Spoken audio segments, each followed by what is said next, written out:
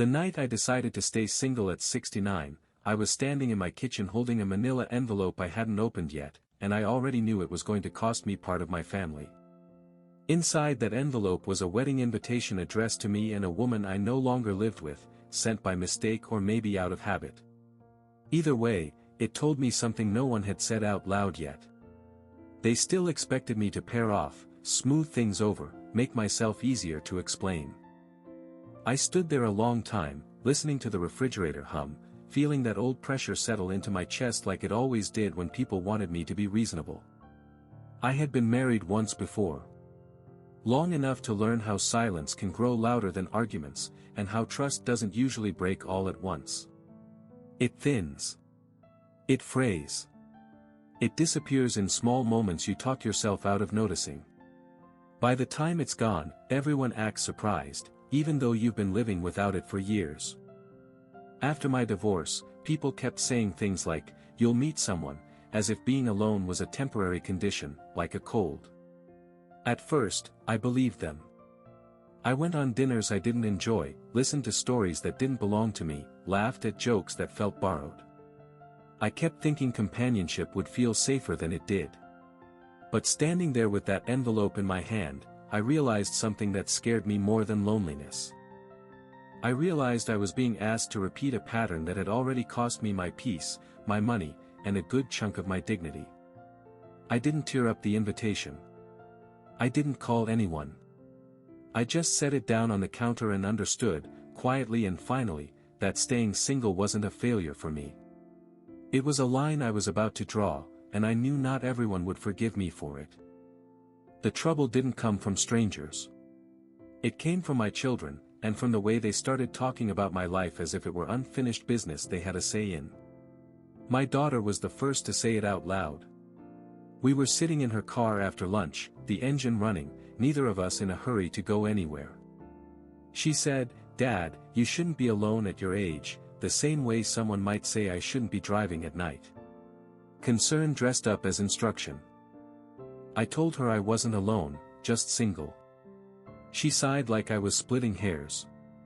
My son took a different approach. He joked about it. Said things like, "We're not ready to take care of you yet," with a grin that dared me to object. When I didn't laugh, he filled the silence by reminding me how expensive assisted living was, how much easier things are when you have a partner. That was the first time I felt a chill where trust used to be. It wasn't just words. I started noticing how conversations shifted whenever money came up. How my pension, my house, my savings were discussed in the abstract, like community property waiting to be managed. One evening, my son's wife casually asked if I'd updated my will, since everything changed. She said it kindly. That almost made it worse. I tried dating again around that time, partly out of pressure, partly out of fear. One woman was nice enough, attentive in a way that felt rehearsed. She asked early on about my finances, laughed it off when I noticed, said she was just practical. I'd heard that word before, usually right before something expensive went missing. The final straw came quietly.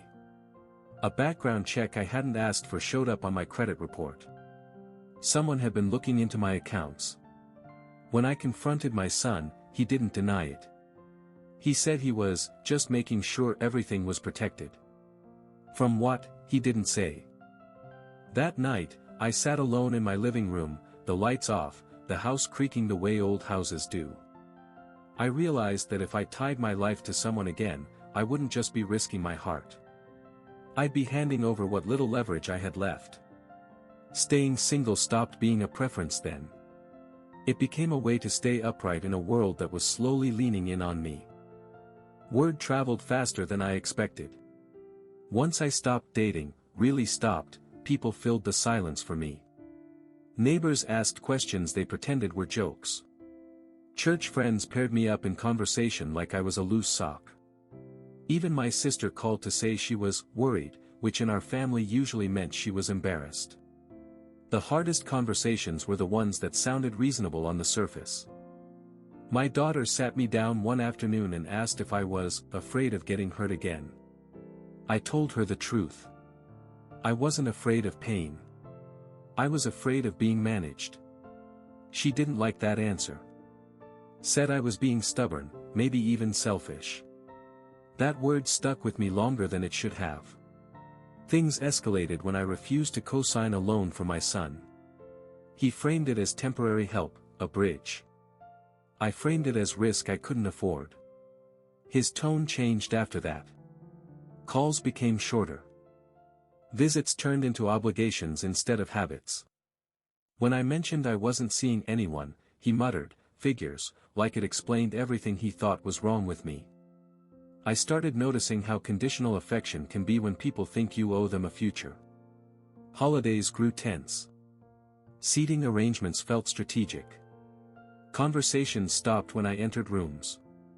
Once, I overheard my daughter say, "He's alone because he wants control." That hurt more than if she'd said I was lonely. There was a woman I almost let past my guard during that time. She listened well, touched my arm when she laughed, said she admired my independence. Then she suggested we move in together, before anything happens health-wise. It was practical again. Always practical. I told her no. She said I was pushing people away. Maybe I was. Or maybe I was finally paying attention. The loneliness did come, late at night mostly. It sat beside me like a quiet animal, heavy but honest.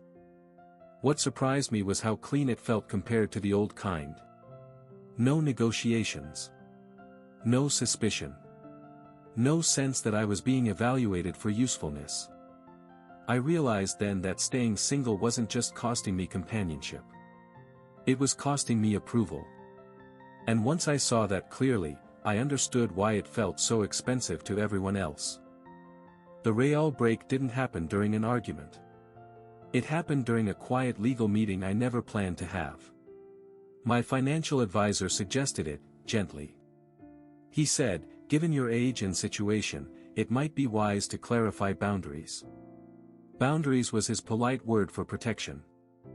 I sat across from him in a room that smelled like paper and coffee, listening as he explained trusts, beneficiaries, contingencies. Every sentence felt like an admission that the world expected me to become smaller and easier to divide. When my kids found out I'd adjusted my will, they didn't ask what I wanted. They asked who I'd been talking to. My daughter accused me of being influenced. My son went quiet, then cold. He said, "So this is what happens when you don't have anyone." Like being single had made me unstable instead of careful. There was a fight after that. Not shouting, not slammed doors. Worse. Controlled voices and precise words meant to wound without leaving marks. My daughter said I was punishing them for their concern. My son said I was choosing isolation over family. No one asked why I felt the need to protect myself in the first place. What I didn't say then was that I remembered how it felt to lose financial footing inside a marriage. How money becomes leverage when love thins out. How decisions stop being mutual and start being strategic. I had sworn I would never live like that again, and I meant it even if it cost me closeness. Around that time, I learned my ex-wife had been seeing someone long before we separated. Nothing dramatic. Just overlap. A soft betrayal that explained years of emotional distance I'd blamed on myself. When I told my daughter, hoping for understanding, she said, "That was a long time ago, Dad." As if time erases patterns. That night, I sat at my desk and signed the last document. No spouse. No shared control. Just clear instructions and quiet finality. My hand shook, not from doubt, but from grief for the version of family I thought I'd have at this age.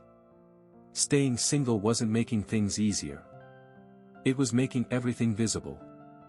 And once I saw it all clearly, I knew I couldn't unsee it, even if I wanted to. After that, the distance stopped pretending to be accidental. It hardened into something deliberate. My son stopped calling unless he needed information. My daughter limited conversations to logistics. Birthdays became cards instead of visits. When I mentioned I was content living alone, my daughter said, "You say that now, like I was lying to cover fear." I didn't argue anymore. I was tired of defending a life that finally felt honest. There was one more woman, a neighbor who brought soup when I had the flu. We spent a few evenings talking, nothing heavy. One night she asked, gently, if I saw us becoming something more. I told her the truth. That I didn't want to share a home, finances, or legal obligations again. She nodded, but her eyes changed. A week later, she stopped coming by. I missed the soup, but not the expectation.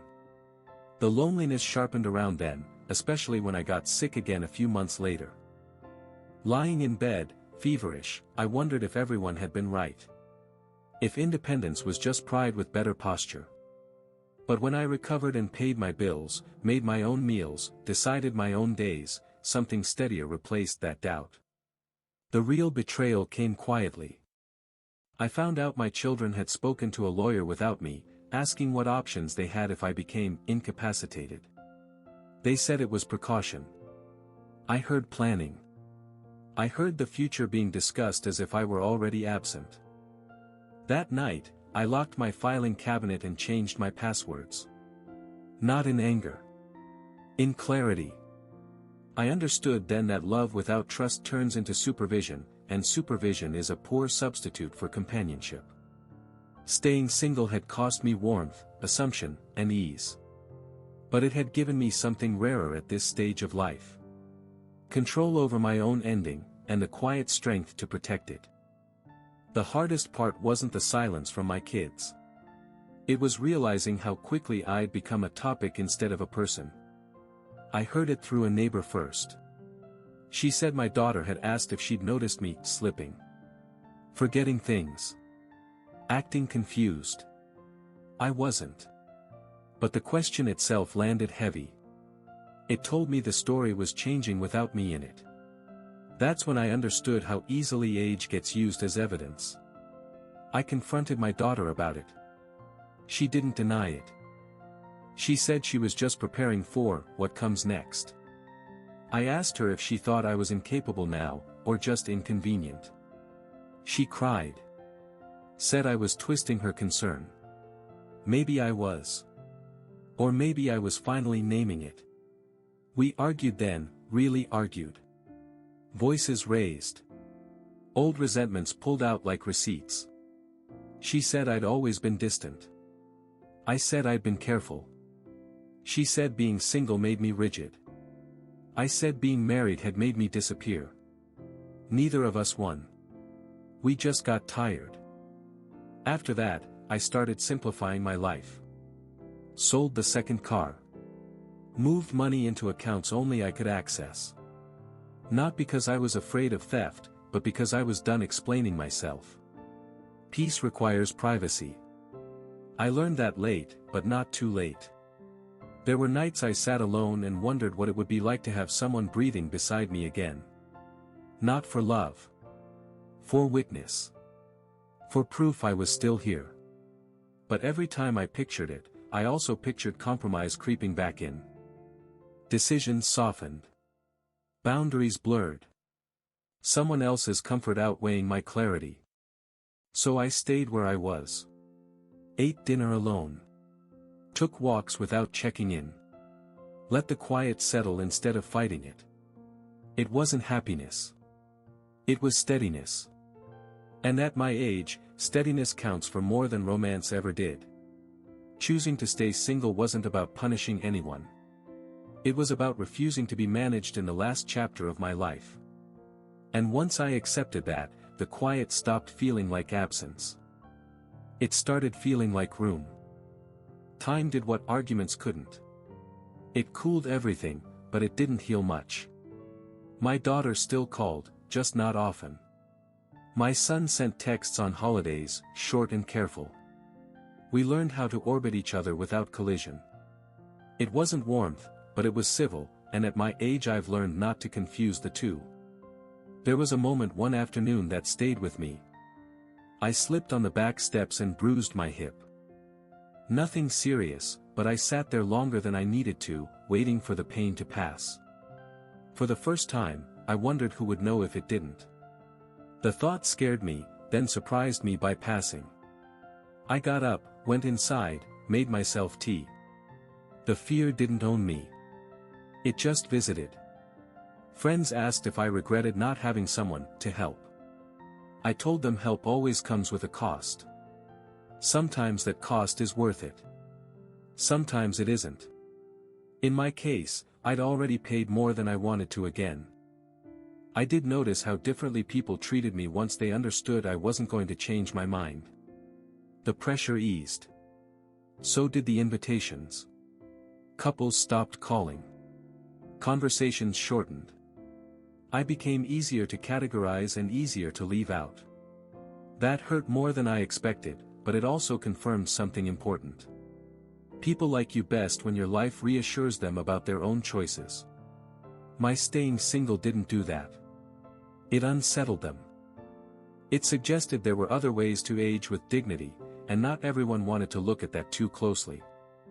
I spent more time alone, but I wasn't idle. I read.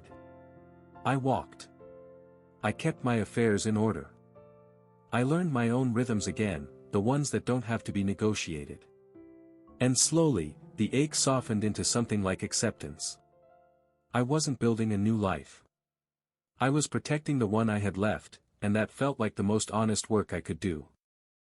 The closest I came to changing my mind happened the year I turned 72. I had a minor health scare.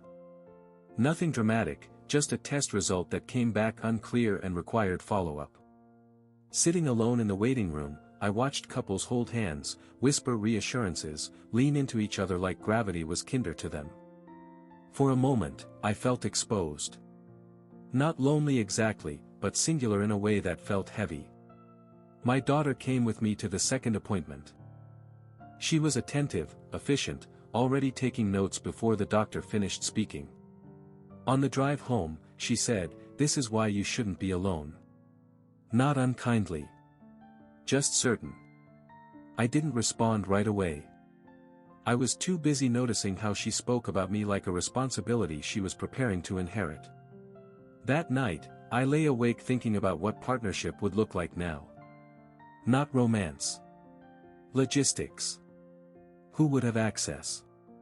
Who would decide when I'd had enough say? I thought about hospital forms, shared signatures, quiet compromises that would never make headlines but would shape my days all the same.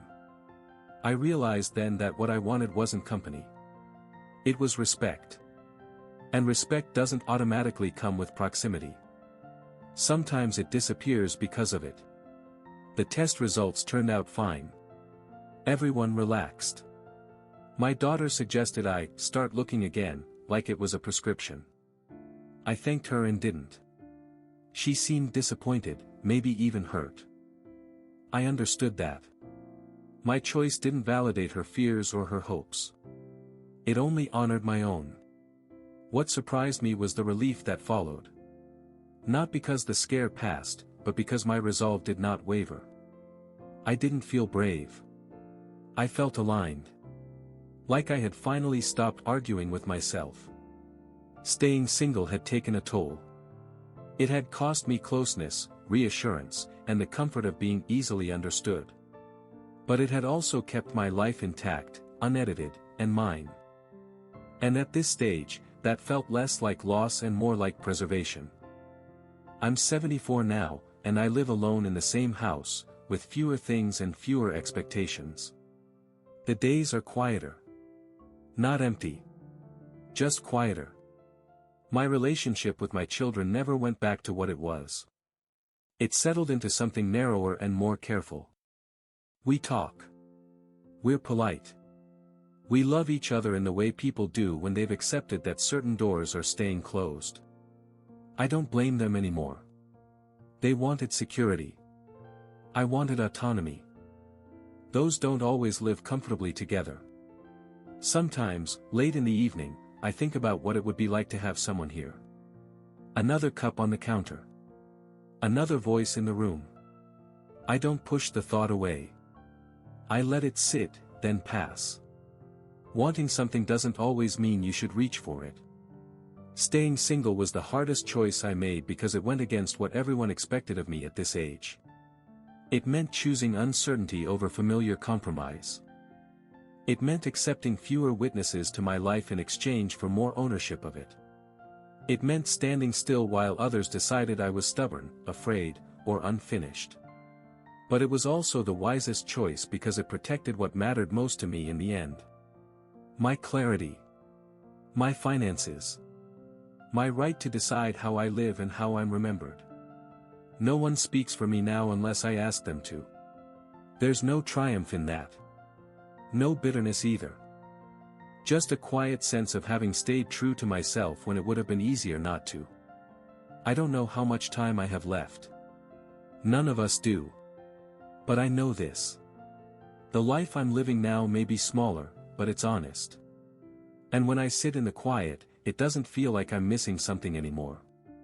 It feels like I finally stopped giving pieces of myself away just to be less alone.